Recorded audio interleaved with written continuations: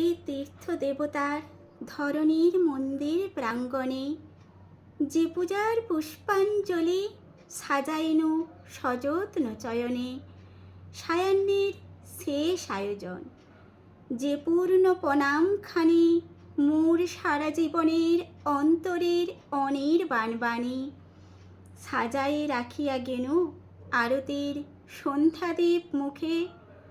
সে আমার নিবেদন তোমাদের সবার সম্মুখে।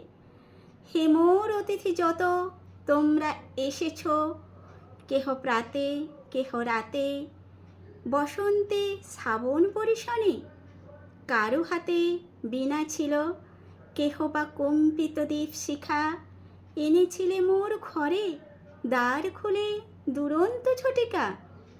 বার বার এনেছ প্রাঙ্গণে, যখন গিয়েছ চলে দেবতার পদচিহ্ন রেখে গেছ মোর গৃহতলে। আমার দেবতা নিল তোমাদের সবার নাম, রহিল পূজায় মোর তোমাদের সবারই প্রণাম।